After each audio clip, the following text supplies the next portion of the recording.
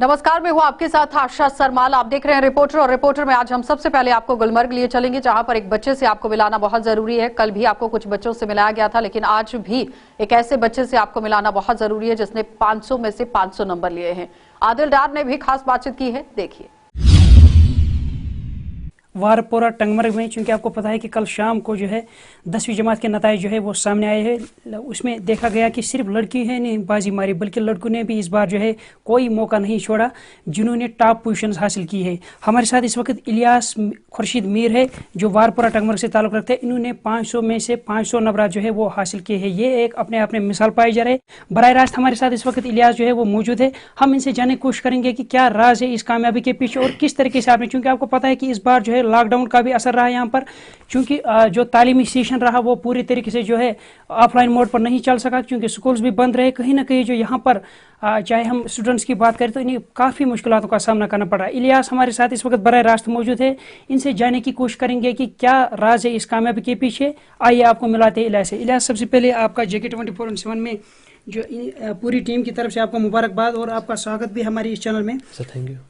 सबसे पहले आपसे जानना चाहेंगे, चूंकि आप जो है टॉप पोजीशन पर रहे पहली बार, मैंने भी टंगमर्ग इलाके में ऐसा स्टूडेंट देखा है, तो क्या कहेंगे क्या राज है इस कामयाबी के पीछे? सर इसके पीछे रीज़न यही है कि मतलब स्टूडेंट की डेडिकेशन और उसकी हार्ड वर्क, उसकी स्टडीज़ को लेकर फोकस्ड रहना, और जो कि बाद में पे ऑफ करती है इन द एंड। मतलब वही हार्ड वर्क ही at the end result bear करती है। तो इसके पीछे मतलब इसके अलावा, हार्ड वर्क के अलावा टीचर्स और पेरेंट्स का सपोर्ट भी इसमें बहुत ज़्यादा रहता है, और रिलेटिव्स का भी रहता है।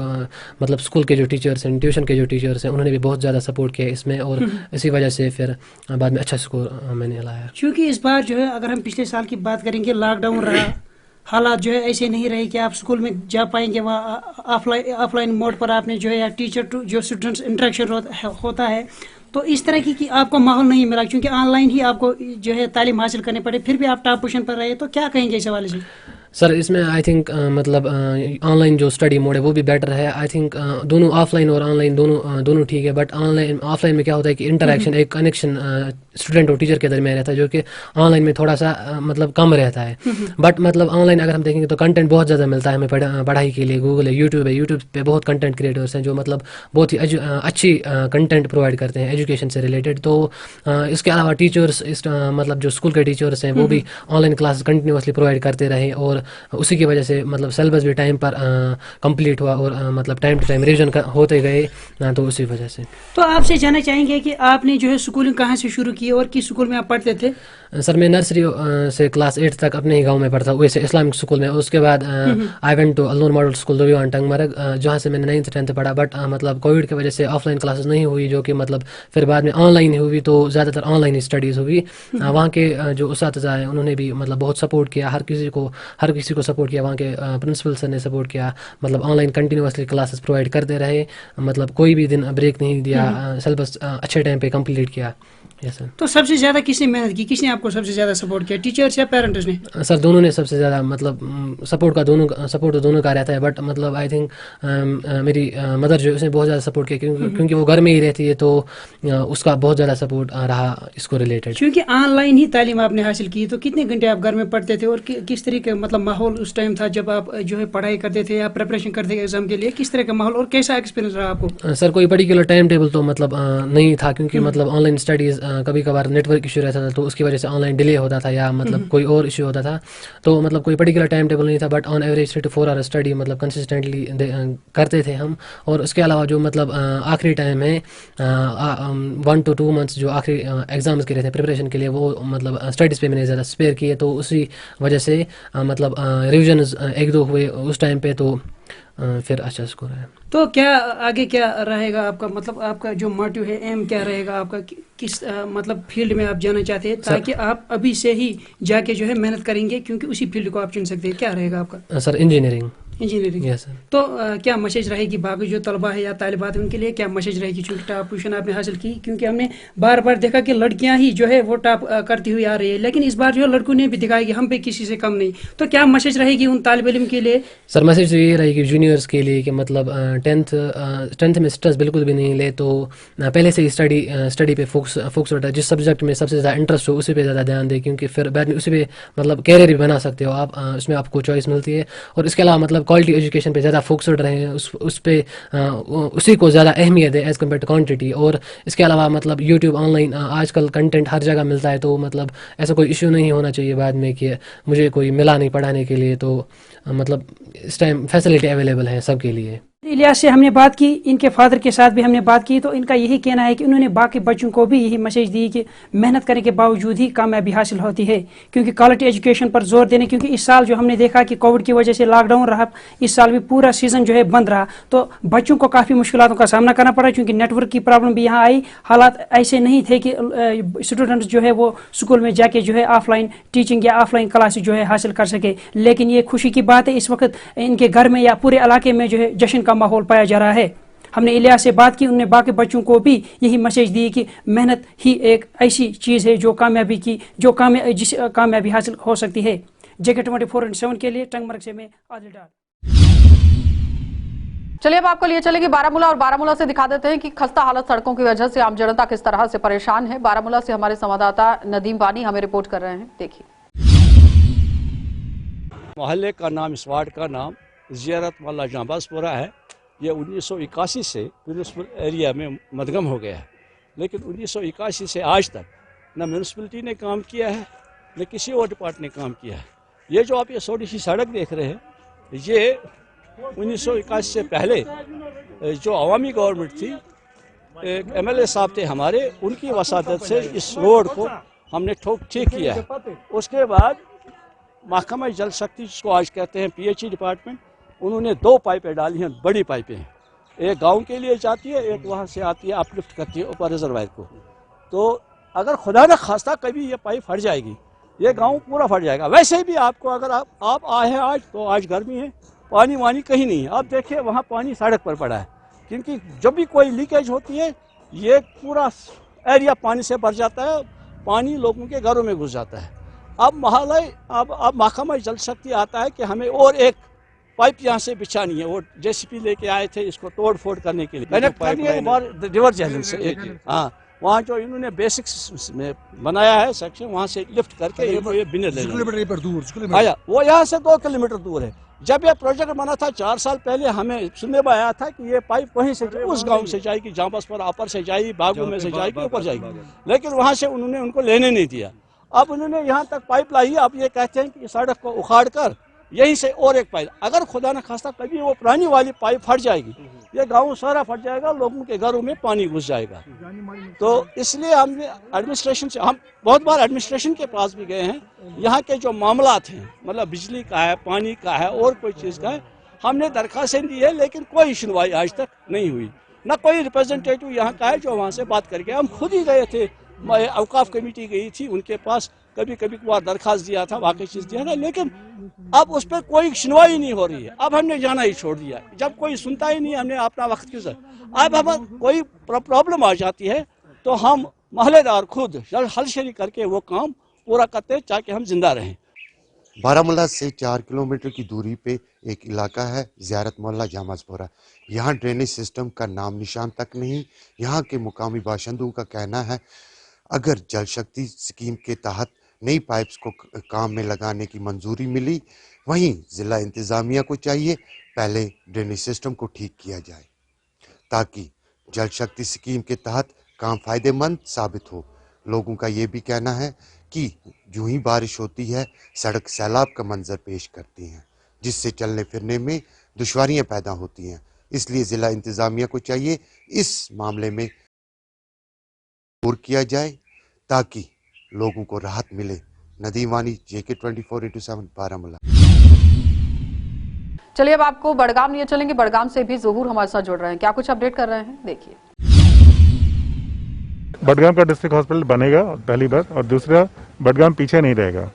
ये 1 साल के अंदर अंदर कंप्लीट हो जाएगा, और DDC के जो मेंबर्स हैं उनके लिए एक महफूज जगह उनको रहने के लिए मिल जाएगी। रोड कनेक्टिविटी पहले से बहुत बहुत बहुत बेहतर है, तो अभी आने वाले वक्त में और भी बेहतर हो जाएगा, वो तो आप लोग भी देख रहे होंगे। जम्मू कश्मीर UT के चीफ सेक्रेटरी श्री उमरुन कुमार मेहता ने आज बड़गाम ज़िले का दौरा किया और जहां पर उन्होंने 8 कनाल अराजी पर मुश्तमिल PRIs के लिए जो लैंड मुंतखब की गई थी उस पर जो है आज काम शुरू किया गया। इस ज़मीन पर PRIs के लिए रिहाइश गाह बनाई जा रही है और जिनमें वहां पर सिक्योरिटी के इंतजाम भी हैं। अरुण कुमार मेहता ने यह भी कहा कि ज़िला बड़गाम को तरक्की की राह पर गामजन किया जाएगा और जिसमें डिस्ट्रिक्ट हॉस्पिटल और रोड्स को भी वाइंडिंग की जाएगी। जिसके बाद उन्होंने DC कॉन्फ्रेंस हॉल में मीटिंग की जिसमें ज़िला भर के तमाम अफसरान शामिल थे और उन्होंने तरक्याती काम के हवाले से जायज़ा मीटिंग भी की। यही कहना था कि जो भी रुके हुए काम बड़गाम में हैं, अफसरान से यही तनकीद की गई कि ये जल्द से जल्द मुकम्मल किए जाए। JK 24/7 के लिए मैं बड़गाम से ज़ोहूर हुसैन। चलिए अब आपको डोडा लिए चलेंगे। डोडा से भी वसीम गट्टू जुड़ रहे हैं और किस तरह से अपडेट कर रहे हैं, क्योंकि मजदूर यहां पर दिहाड़ी लगाकर कमा तो लेते हैं लेकिन रहने का क्या कुछ बंदोबस्त है सरकार की तरफ से, यहां पर बातचीत करना बहुत जरूरी है। क्या कुछ पूरी रिपोर्ट कर रहे हैं यहां पर वसीम, देखिए। अभी हम डोडा के बस स्टैंड में मौजूद हैं और काफ़ी सारे लोग हमारे इर्द गिर्द भी हैं और डोडा के गठ इलाके के इश्तियाक वानी साहब हमारे साथ मौजूद हैं और काफ़ी सारे लोग इनके साथ भी इकट्ठे हैं। इनसे जानने की कोशिश करेंगे ये सारे लोग क्यों यहाँ पे इकट्ठा हो चुके हैं, पूरी वजह जानने की कोशिश करेंगे। सर थोड़ा सा ये बताएं डिटेल से कि सारे लोग क्यों यहाँ पे इकट्ठा इन सब लोगों को किया गया है। इन्हें इकट्ठा किया गया नहीं है, असल में मुझे मेरे एक साथी ने रात को फ़ोन किया कि इनके कुछ छोटे बड़े मामला थे तो ये टेलीफोन पर मुझे बोल रहे थे तो मुझे नहीं अच्छा लगने लगा कि मैं टेलीफोन पर इनको कन्विंस करूं। तो मैंने इनको कहा कोई बात नहीं है। इन्होंने मुझे 6 बजे फ़ोन किया, मैं 6:30 पौने 7 बजे गाड़ी में बैठा तो इनके पास बीच में चले आ गया और इन्होंने जो अपने मामला बताए, इन्होंने खासकर ये पॉइंट मुझे बताया कि हम डोडा में जब मजदूरी करते हैं उसके बाद हम कहीं दुकान के बाहर रहते हैं तो उसमें उस दुकानदार का भी उतना कसूर नहीं रहता होगा क्योंकि वो भी नहीं चाहेगा कि मेरे दुकान का जो अगला पोर्शन जो है वो बंद रहे और मेरे ग्राहक को प्रॉब्लम होगी और हमें भी अच्छा नहीं लगेगा कि इनको धक्के शक्के लगेंगे या कुछ भी। तो मैंने इनको एक विश्वास दिया कि अगली बार मैं जब आपके पास आऊँगा तो मैंने एक सरकार से गुजारिश की कि इनके लिए एक सराई होनी चाहिए। कभी कभी मजदूर को कभी शाम भी हो जाती है, रात भी लगती है तो ये वहाँ पर रह भी सकता है। इनके 2 बड़े मामले हैं, वो दोनों का मैंने इनको विश्वास दिया है कि अनकरीब मैं जब अगली बार आपके साथ मुलाकात करूँगा उन दोनों मामलों को, एक तो इन्होंने कहा कि हमें रेट जो है वो मतलब सेटिस्फाइड रेट नहीं मिलता है। इन्होंने मुझे कहा कि शायद कुछ 3.5 बड़ा इंपॉर्टेंट इशू है मैं पहले कंप्लीट करूंगा भाईजान, इसको कंप्लीट करूंगा तो उसके बाद आपके प्रश्न जो भी होगा पूरा आप ताबड़तोड़ हमला कर सकते हैं, आपको पूरा अधिकार है और हमें भी हक है, पूरा आपको जवाब देंगे। इन्होंने कहा कि 350 रुपये हमारा रेट है तो मैं इनको वही बात बोल रहा था कि इंशाल्लाह जब अगली बार आपसे मिलूंगा तो आपका रेट 350 रुपया नहीं होगा। मानी साहब बड़ा इंपॉर्टेंट इशू है, जिस तरह से आप बोल रहे हैं इनके लिए बैठने के लिए कोई जगह नहीं है, सराई नहीं है। मजदूर तो आज से 2020 से थोड़ी काम कर रहा है, मजदूर तो काफ़ी सालों से काम कर रहा है, आज तक कहाँ थे आप? ये सवाल यही लोग उठा रहे हैं। इन्हीं को पूछिए, मुझसे क्यों पूछ रहे हैं, इनको पूछिए कि मैं नहीं सवाल आप मुझसे कर रहे हैं। मैं मजदूरों का ही एक साथी रहा हूं। मैं राजनीति में मैंने बाद में कदम रखा है, मैं मजदूर यूनियन ही चलाता हूं और मैंने मजदूर यूनियन ही चलाई है। मैं कुछ देर से इनसे दूर जो रहा वो मेरे कुछ घरेलू मामलात की वजह से, वरना मुझे आप पूछेंगे तो सेटिस्फाई हो जाओगे, मजा नहीं आएगा। इन मजदूरों से आप पूछिए कि क्या ये आपके साथ खड़े रहे हैं, आपके सुख दुख में खड़े रहे। अगर ये इनकार करेंगे तो कभी जीवन में खड़ा रहूंगा ही नहीं। साथी और मैं पीछे खड़े थे, आप बातचीत इनसे कर रहे थे, पीछे हम कुछ लोग बता रहे थे कि इलेक्शन का ट्रेंड है, इलेक्शन आ रहा है तो उसको लेके अब जो है ये बातें हो रही हैं, ये चीजें देखने को मिल रही है। नहीं, इलेक्शन तो अभी अनाउंस भी नहीं हुए हैं। वो मैं 1992, 91, 90 में जब होता था तब कौन से इलेक्शन होते थे? 92, 93, 94, 95, 96, 97 ये जो इलेक्शन का बोल, इलेक्शन तो वायरल होने ही है। जब तक इलेक्शन नहीं होंगे तो तब तक जम्मू कश्मीर में सरकार कैसे आप बनाओगे? जिन्होंने पीछे अगर ये बात कही होगी तो उन्होंने भी आगे आकर इलेक्शन में ही हिस्सा लेना है। जो ये कभी कभी बोलते हैं ना, जब पंचायती चुनाव हो या दूसरे जो, अब मुझे आपने म्यूजिक चेंज कराया तो 12 लास्ट पर तो लोगों ने वोट ही डालने होते हैं ना। जिसने भी कल इनको जाना है तो उसने वोट मांगने ही लास्ट पर जाना है। तो मैं वोट मांगने के लिए तो मैंने इनसे कभी कोई इस वक्त बात की नहीं, आगे पीछे भी नहीं मैं बोलता हूँ, क्योंकि मजदूर यूनियन में कोई दूसरी जमात का भी हो सकता है। ये एक यूनियन है, इसमें कोई कांग्रेसी भी हो सकता है, कोई एनसी वाला भी हो सकता है, कोई पीडीपी वाला भी हो सकता है। तो इसमें तो इनको मैंने कभी फोर्स किया नहीं। ये मजदूर लोग हैं, ये मुझे पिछले 30 साल से जानते हैं। ये यहाँ आप जरा आ गया ये प्लीज। नहीं, जिस तरह से आप बता रहे हैं कि रेट इनको हम अगली बार जब मीडिया से मैं बातचीत करूंगा रेट इनका जो है वो सही होगा, अभी तक सवाल यही खड़ा हो रहा है कि 350-400 अगर इनको दिया जाता, क्या लगता है आपको 350-400 में इनका घर चलता होगा? बिल्कुल भी नहीं। जो हालात इस वक्त बने हुए हैं, महंगाई साढ़ चढ़ के बोल रही है, और जिस तरह से प्रोटेस्ट भी महंगाई पे हुए, महंगाई काफी ज्यादा है। मैं आपके माध्यम से जहां तक ये आवाज पहुंचेगी और इंशाल्लाह पहुंचेगी, ये तो सिर्फ डोडा के लिए फिर शेड्यूल बनेगा नहीं, क्योंकि वो पूरे जम्मू कश्मीर के लिए मजदूरों के लिए। कभी आपने आवाज उठाई है इसके लिए? बिल्कुल। कभी आपने प्रोटेस्ट किया? आपने प्रोटेस्ट में बैठे आप कभी? 109 2006 से लेकर हम लगातार लगे होते थे, 2006 से पहले। तो जब ये लोग 17 रुपए रेट लेते थे, मेरे पास वो पेपर कटिंग्स मौजूद हैं, इनसे मैं 17 रुपए रेट से लेते लेते लेते लेते 360 रुपए जो सरकार ने रेट पहुंचाया था, वो हम ही खड़े रहते थे। वो मैं अगर कहूंगा तो कोई बड़े उसमें नहीं मुझे मजा आएगा, वो मजदूर अगर बोलेंगे तो मुझे सुकून मिलेगा। अगर ये मजदूर इनकार करेंगे कि इस आदमी को हमने अपने इस जंग में कभी लड़ते देखा नहीं है, तो फिर मैं तो कुछ ड्रामा करने यहाँ आया हूँ। मैं जो आपने ये सवाल किया कि इलेक्शन आगे नजदीक है, इलेक्शन तो यहाँ आने ही है, इलेक्शन तो होने हैं। जब यहाँ सरकार बनेगी, किसी की भी बनेगी, कौन होगा क्या होगा, इस समय तो मैं राजनीति की बात कर नहीं रहा हूँ। मैं भारतीय जनता पार्टी का एक कार्यकर्ता हूँ, लेकिन इस समय मैं सियासत को तो इसमें मिक्स नहीं ना करूंगा, क्योंकि इस समय मैं मजदूर के साथ बात कर रहा हूँ। तो इनकी बात जो है तो वो तो मैंने प्रशासन के पास पहुंचानी है। बहरहाल देश के प्रधानमंत्री तो नरेंद्र मोदी जी ही हैं, वो तो लोगों को मानने हैं। तो जो वो बोल रहे थे, तो क्या वो जिस समय सरपंची के चुनाव होते हैं तब बाइकाट करते हैं, जब कोई डीडीसी के चुनाव, क्योंकि वो सरपंची जो है वो आम आदमी को मिलनी होती है। जब फिर एमएलए की बात आती है, फिर फटाफट आप दौड़कर उस मैदान में उतरने की, कौन होगा क्या होगा, इस समय तो मैं राजनीति की बात कर नहीं रहा हूँ। क्या उस पे कोई बातचीत हुई आपकी ऊपर हायर अथॉरिटी से, जो कंपनी के जो हेड हैं उनसे कोई बातचीत हुई?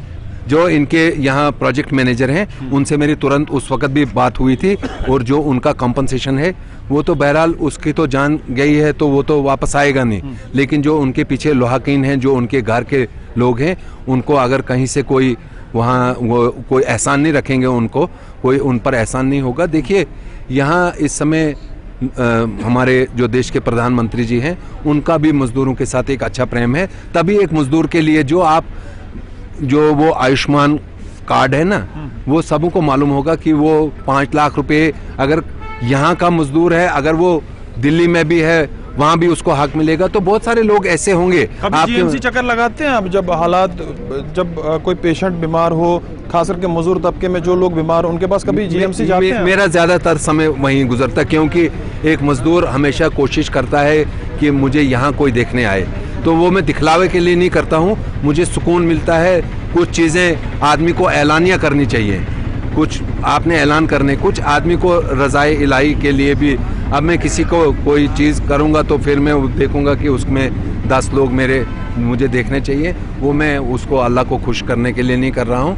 वो मेरा अल्लाह बेहतर जानता है कि वो मैं क्या करता हूँ और मुझे क्या करना चाहिए, उसके लिए आगे क्या ये होगी कि मजदूरों के लिए, जो आप बता रहे हैं कि कोविड में काफ़ी ज़्यादा नुकसान इन लोगों को हुआ, दिहाड़ी इन लोगों की नहीं लगी, क्या इनको कोई कंपनसेशन वगैरह कुछ मिलेगा? इनको इंशाल्लाह ज़रूर। और मजदूर के लिए मैंने जो लेफ्टिनेंट गवर्नर साहब को मैंने का अपॉइंटमेंट रखी है, मैंने सिर्फ वहाँ मजदूर के लिए ही वो अपना जो टाइम है उन्हीं के लिए मैंने वहाँ पहले भी जो मैंने वहाँ बात पहुँचाई है, और जो नई बात पहुँचाने जा रहा हूँ, तो वो सिर्फ और सिर्फ, बाकी भी लोग हैं, ये नहीं कि बाकी लोगों के लिए नहीं है, बाकी लोगों के साथ भी हमारे रिश्ते हैं, बट मेरा पर्टिकुलरली आज कल और पहले से मैं मजदूर के ही साथ रहना पसंद करता हूं और मजदूर के साथ ही रहता हूं। बहुत बहुत शुक्रिया हमसे बात करने के लिए। इश्तियाक वानी जी हमसे बात कर रहे थे, मजदूर यूनियन के प्रेसिडेंट, काफ़ी सालों से इस चीज़ को चला रहे हैं डोडा के अंदर, और आज काफ़ी देर के बाद इनके साथ मुलाकात हुई। मैंने तो पहली दफ़ा बस स्टैंड डोडा के अंदर इनको देखा, इससे पहले मुझे कभी इनको यहाँ पे देखा नहीं। अभी बता रहे हैं कि मैं काफ़ी सालों से यहाँ पे काम कर रहा हूँ, और अब देखना ये होगा कि इन सब लोगों के लिए किस तरह का इंसाफ ये दिलाते हैं। कि बहुत सारे लोग ऐसे भी हैं इनमें से जिनके पैसे कुछ ठेकेदारों के पास हैं, या जो लोग बीमार हुए हैं, जिनका घर का सर्कल चलना बहुत मुश्किल है। अब देखना ये होगा कि आने वाले टाइम में इनके लिए किस तरह का इंसाफ ये दिलाते हैं। और भी अलग अलग जिलों के अंदर किस तरह से हालात बने हुए हैं, हमारे संवाददाता ग्राउंड जीरो पर पहुंचे हुए थे, देखिए। हाल ही में हुए एक एसिड अटैक के बाद श्रीनगर की पुलिस ने ये कहा था कि जो भी क्राइम वुमेन्स के अगेंस्ट किया जाएगा वो बर्दाश्त नहीं किया जाएगा और जो भी कल्प्रिट्स होंगे उनको बख्शा नहीं जाएगा। इसी के पेश नज़र एसएसपी श्रीनगर राकेश बहवाल ने एक वुमेन्स स्क्वाड बनाया था जो कि वुमेन्स के लिए ख़ास तौर पे बनाया गया ताकि वुमेन्स के खिलाफ किसी तरह के क्राइम ना हो। ये स्क्वाड जो रामबाग पुलिस स्टेशन में बनाया गया था और इनका काम जो था जो रामबाग एरिया से हैदरपुरा तक है जो कि एजुकेशन हब है, वहाँ पर लड़कियाँ पढ़ने आती है, लड़के पढ़ने आते हैं, तो खासकर उस एरिया को देखना था इनका काम था और लगातार जो भी क्राइम होते उनको नजर रखना था। लड़कियों के खिलाफ जो भी क्राइम हो रहे थे उनको देखने के लिए, उन चीज़ों को हैंडल करने के लिए वुमेन स्क्वाड बनाया गया था ताकि एसिड अटैक या बाकी अटैक जो हो रहे थे उनसे नजात हासिल कर सके। और पुलिस का ये खास कर ये मानना है कि जो भी क्राइम लड़कियों के खिलाफ किया जाएगा उसको सख्ती से निपटा जाएगा और किसी को इसकी इजाज़त नहीं जाएगी। ये वुमेन स्क्वाड जो ये रामबाग पुलिस स्टेशन से ऑपरेट करेगा और जो भी एरिया है, परेपुरा है या बागत है, जहाँ पर भी एजुकेशन हब है, जहाँ पे एजुकेशन कोचिंग सेंटर्स है, जहाँ पे लड़के लड़कियाँ पढ़ने आती है, तो उस एरिया को जो है पूरी तरह से नज़र रखेंगे। और आज इनकी एक पहली ड्राइव थी जो कि बागत से स्टार्ट हुई, परेपुरा जो बाकी इलाके वहाँ पे जहाँ पे कोचिंग सेंटर वहाँ का उन्होंने दौरा किया और जगह जगह पे उन्होंने देखा कहीं किसी लड़की के साथ कोई ज़्यादती तो नहीं हो रही या कोई क्राइम तो नहीं हो रहा है। कैमरामैन खान मुदस्सिर के साथ मैं फैसल रियाज, श्रीनगर कश्मीर। चलिए, तो फिलहाल आपने देखा कि केंद्र शासित प्रदेश के अंदर आम जनता आज भी मूलभूत सुविधाओं के अभाव से जूझती हुई नजर आ रही है और दूसरी तरफ बच्चे यहां पर टॉप करते हुए नजर आ रहे हैं, यानी देश का भविष्य उज्जवल है और उज्जवल की राह पर चलता हुआ नजर आ रहा है। आप देखते रहिए कार्यक्रम।